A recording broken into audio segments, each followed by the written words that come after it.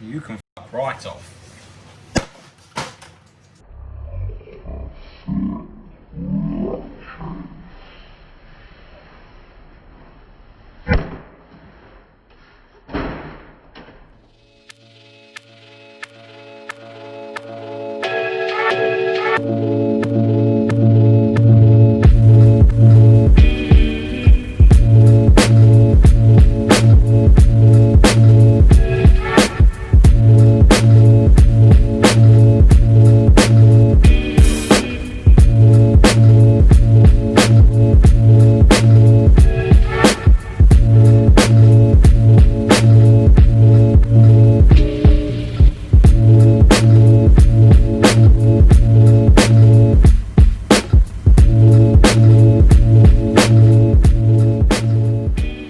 Right, we're back. It's been a little while, a couple of months. Can't remember the last one was, probably early December was our last video. It's now 5th of January, something like that. 2020 has fucked off at last. And hopefully 2021 is going to be a better year. I mean, it's going to be the year that this shitbox gets on the road. So, well, hopefully. So yeah, back at it, another year. Completely forgotten where I was going to go with this bit of intro now, to be honest with you. Right, yes. I have graffitied the bonnet. We are getting rid of the bonnet. We're going to get a new one, possibly a carbon fibre one, depending on money. So I thought I might as well turn this into a to-do list, seeing as I cut a big teardrop hole in there and it has that little bonnet vent thing in. And actually, that is the reason why the bonnet's being replaced, because obviously we're going to have a hood exit here, and we don't want a cold air intake right by there, because obviously we're going to get air exhaust out of there, straight through those 3 holes on the inside of it there, and into the cabin, and I'll end up with carbon monoxide poisoning, which this car has already given me once. So let's try and not do that again. So yeah, right, we have made ourselves a list. Actually, not as long as I thought it was going to be, if I'm honest with you. I've got over here my first start list. Now, we're actually really quite close to having a first start. Little bits and pieces that need doing, and some of this, to be honest, probably doesn't even need to be done. Things like the alternator doesn't really need to be on there for the first start, as long as I make sure the battery's fully charged. Does only mean that we'll only be able to run it for a couple of minutes or so, because obviously there'll be no water pump or anything running. So yeah, I will need that if we're going to run it for any longer than a couple of minutes. But for a first start, just see if it actually works, we could probably, you know, skip that thing. Gearbox oil, again, you know, we're not going to be driving it, but obviously the internal first shaft will be spinning, but you could probably get away with it for a minute or two. And then on the other side over here, we've got the big to-do list. Boost solenoid, knock control, reverse switch, speedo calibration, cold side piping for, that's boost piping and cold side. Charge cooler lines for obviously back there and forwards and back. We've already got the radiator in there, but we've got to run the lines and stuff for it. Brakes, that is a big one, and pedal box is also a big one, and I've got those over there marked as big ticket items, which are, as you can see, in excess of £1,000 for the two, which is not the sort of thing, obviously that's a lot of money to lay out in one go. I mean, everything here is going to cost more than that, but I can buy these little bits week on week as I sort of go through. Money comes in, money goes out, that kind of thing, cash flow. But these ones I'm not sure how I'm going to do these yet. A little bit of saving, a little bit this, a little bit that. Sell a left kidney, right leg, that kind of thing. You know, I don't need that sort of stuff. So yeah, get those. Full exhaust. Now, I did have a word with the guys that are going to do obviously the MOT and stuff on the Fiesta, and they did say they won't pass it with a hood exit because of exhaust gases going towards the windscreen and that kind of stuff. Fair enough. That's what they said, so I'm going to work around that. We're going to make a second exhaust obviously underneath the car and out, so we've got to make a full exhaust. We've got to get a wastegate put into the manifold, because at the moment the exhaust manifold doesn't have a wastegate in it, so it'll just make all the boost and send a rod into space. which we don't, it might be fun to watch, but we don't really want to do that just yet. Washer bottle and jets, that's an easy one to do.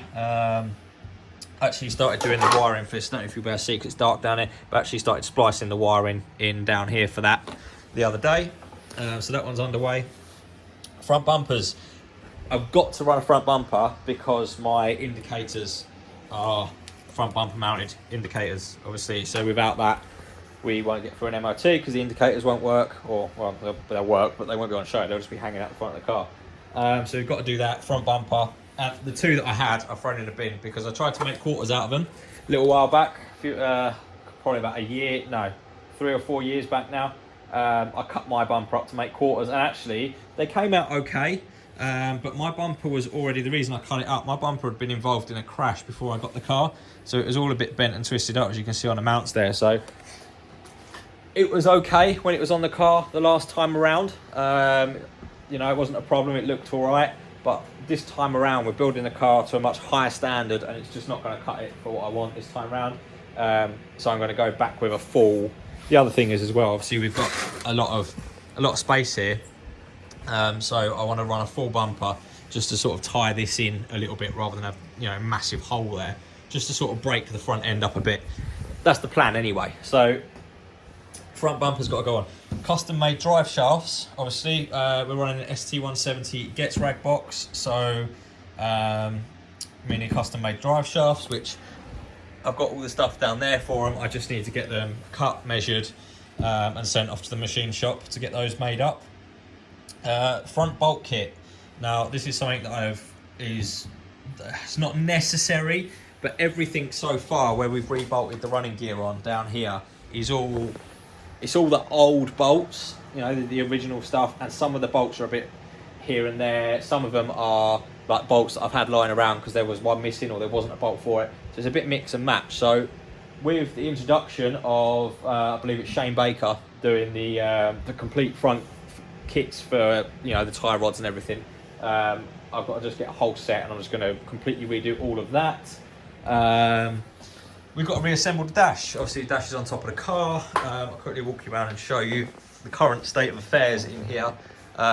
We did get this all buttoned up and all rewired and stuff, and in regards to gauges and dash and that kind of thing. But I pulled it back out to do various new power supplies that I'd forgotten to put in, and wiring for the knock control and for the boost solenoid and the boost controller. So I just decided to have the dash out again.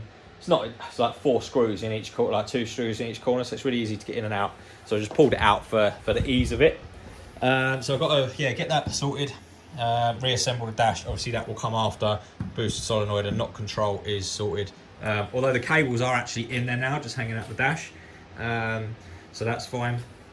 New bonnet. We already spoke about a new bonnet, I think, but yeah, new bonnet. So that one's on now. Interior lights, we've got to do. I'm going to put a couple of LED interior lights in there on a switch so we can see what we're doing if we're out and it's dark, etc. Track rod ends. Actually haven't got any on there at the moment, but I'm planning on using rose jointed track rod ends. God, get my teeth back in. Hang on, what am I doing? Right, track rod ends, rose jointed track rod ends, so I've got to get a set of those.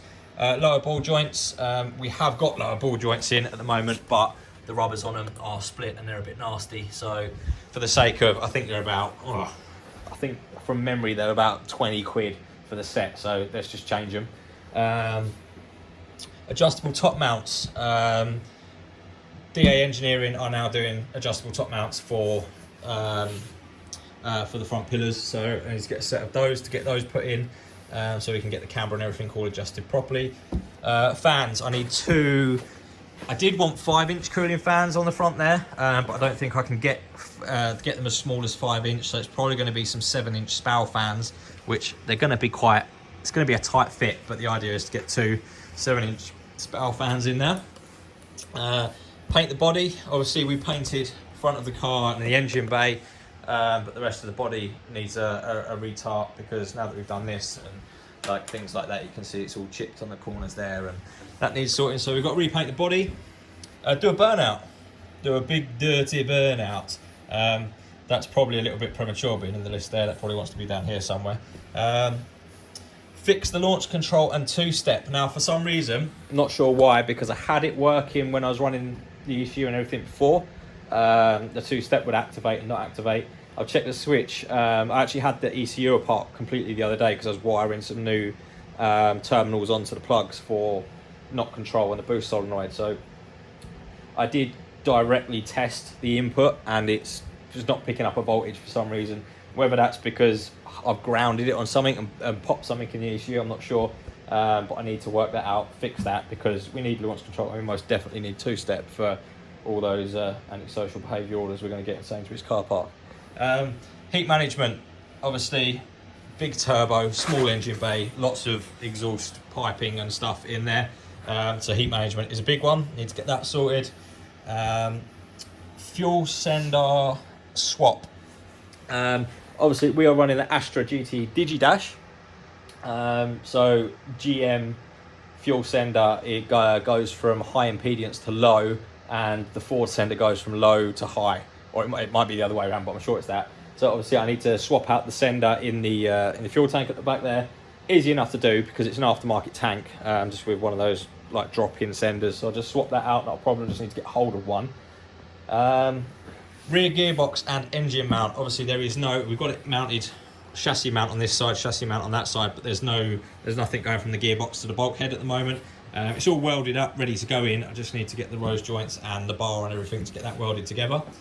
And that is pretty much my still to-do list. I mean, there's probably a few little bits here, there, and everywhere that need to be done, but that's pretty much it for now. And it's not as big as I thought it was going to be. I mean, our other to-do list that we did about 18 months ago is over in the corner there somewhere. I've not even dug it out because it's got deadlines of like 2020 and shows that I plan to get the car to, and then COVID happened, and then I got a bit excited and brought a turbo, because originally the plan was we were just going to strip the car back together, strip the car down, redo the wings, front panel, and the cross member and everything. That was the original plan. Paint it and throw it all back together and just go out and drive it. But when kind of COVID hit and shows and stuff started getting cancelled, and it started to look like it was going to be a shit year, I got a bit excited and went and brought an intake plenum and a big fuck off turbo. So that obviously then put us back quite a long way, probably about 12 months, pulling it all apart and redoing it again. But that's where we're at. First start, I'm really hoping that I can get the first start before the end of February.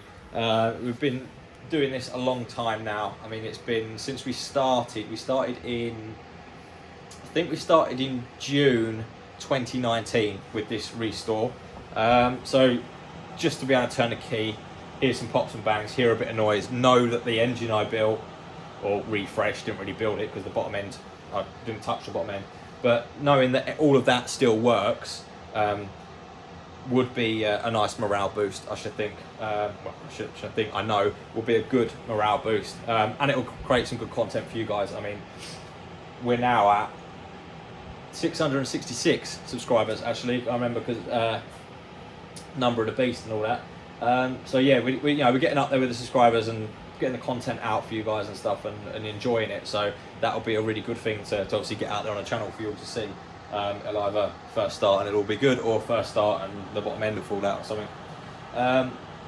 So yeah, apart from that, that's where we're at, really. I'm going to take this hood off in a minute, bonnet, whatever you want to call it, and take that off and just show you what we've got going on underneath.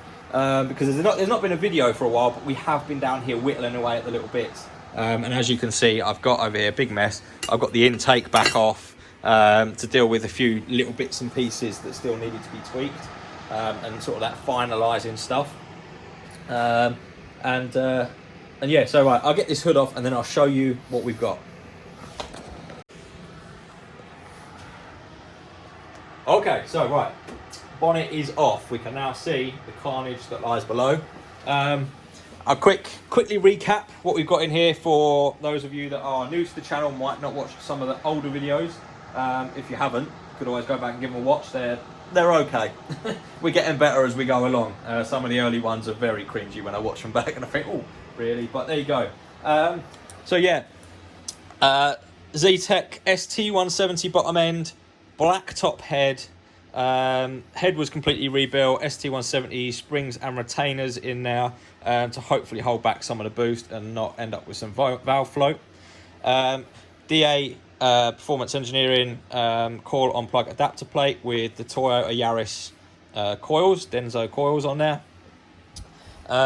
Massively oversized GT38 86, I think, AR70, so massively oversized for a standard block, but it just gives you an idea of where I plan on taking this car in years to come. So I thought we might as well, you know, buy it whilst I'm there. So custom made manifold, don't look at the welding too much. First stainless steel manifold that I ever attempted to make, and it came out reasonable.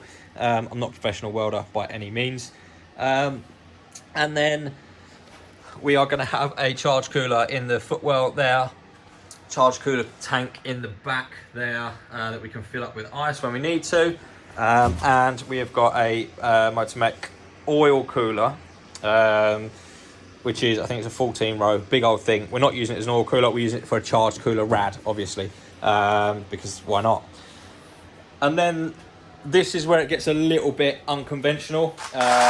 Not a lot of Z-Techs. In fact, I don't think any Z-Techs from memory running this. Actually, I don't know, there might be a few of the Gem V inlets out there actually that run a similar setup to this, but we are running 48mm tapered ITBs on a custom plate made up by Dan ST Engineering.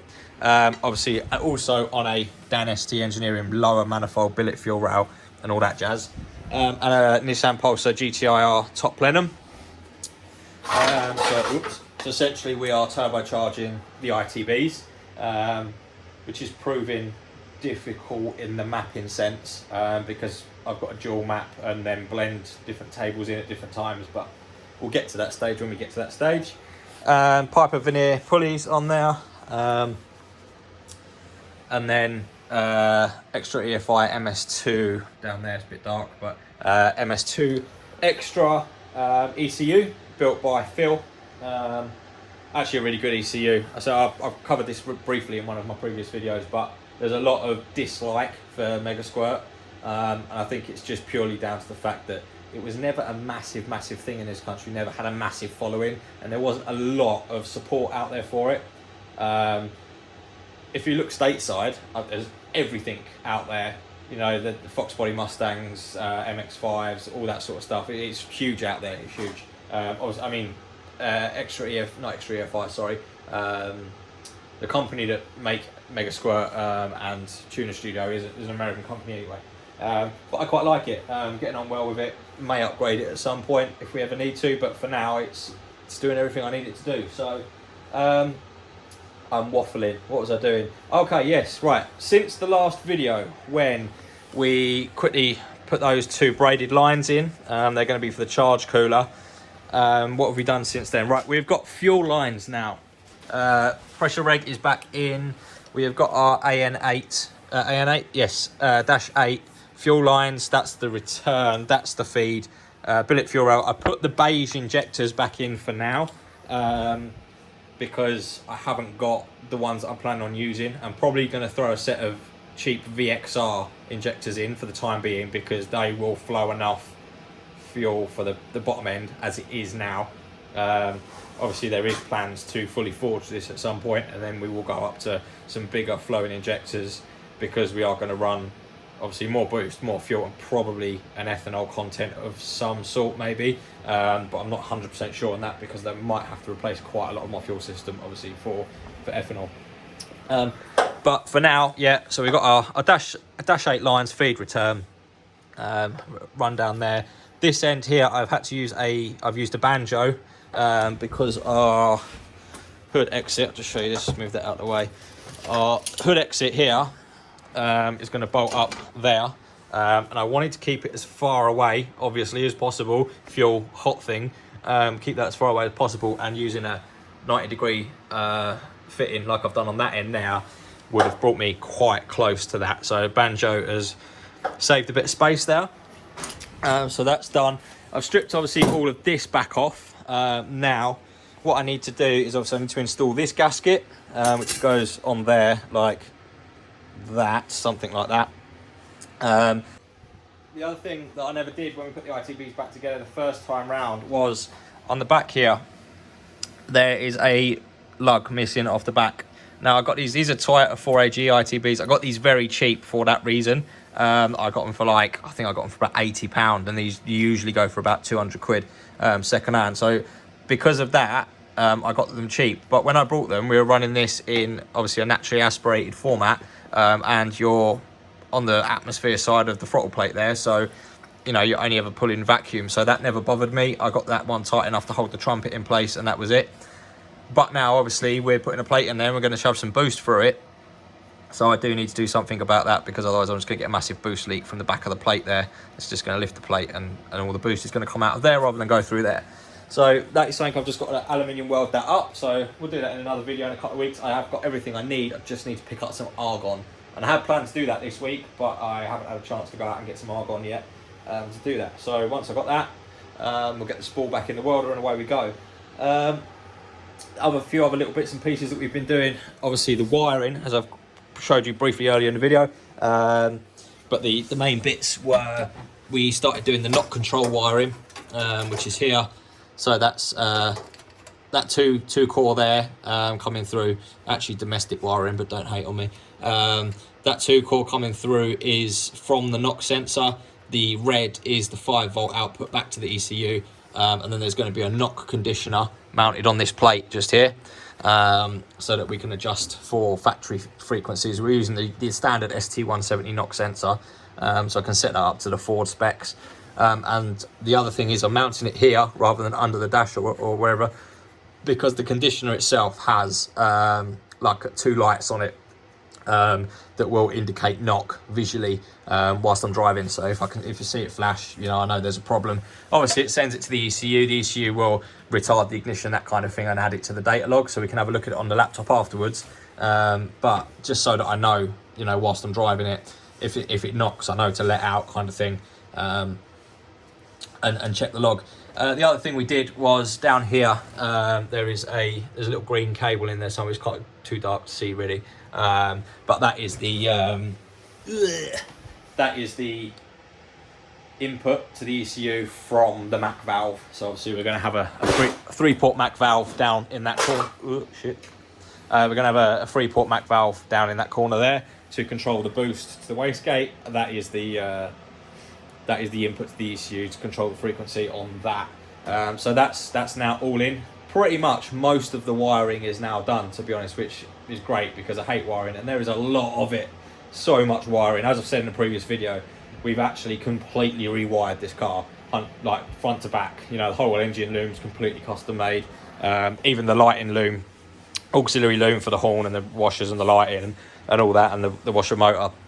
We pulled the entire loom out, stripped it of anything that we didn't need, so it's only had the bare essentials, completely reloomed it and put it all back in. And it's all, I mean, it's obviously completely wire tucked really. You can't actually see hardly any of the wiring at all, which was the aim. So yeah, I think that's about it. I'm not going to carry on rambling at you. There's not really any more action going to go into this video tonight because it's freezing cold, and I want to go home and get a beer and chill out for a bit before I go to bed. On that note, for freezing cold, I have just got to say, got this little 3 kilowatt fan heater for Christmas, and it's the bollocks. It's really good. There's a lot of swearing in this video. I might have to edit a few bleeps in, but yeah, it's really good. It's like this space here. I mean, it's about 2 degrees outside tonight. It's freezing cold, and that's doing a pretty good job of keeping the edge off, I've got to be honest with you. I'm not cold in here, and you can't see my breath, which usually you can when we're in here recording. You can only see breath on the camera, so that's always a winner. So yeah, I'm going to stop rambling on. That are subscribed to the channel already, I thoroughly appreciate your input and your likes, comments and subscribes and all that kind of thing. If you're new to the channel, welcome. New year 2021, it's going to be a big year for the channel and the Fiesta. There is some other things going on in the background with Dean's Escort, which I'm not going to mention at the moment, but there is, I think Dean did record a video the other week, obviously lockdown 4.0, I was about to say tier 4, but lockdown 110.4 or whatever it is now. So back down on my Jack Jones, but Dean's been working away on his escort in the background, so there should be a little bit of footage coming from that side of things at some point soon for you guys. So yeah, big year for us. My goal at the moment is, I mean, we're at 666 subscribers. I'd love to get to 1,000 sometime soon within the next, you know, if I could get to 1,000 subs before the channel is 2 years old, so that would be June or July, one or the two, I'll be over the moon, to be honest with you. So yeah, that's where we're going to go with it. And well, I guess I'll catch you on the next one as always. So yeah, cheers guys, see you in a bit.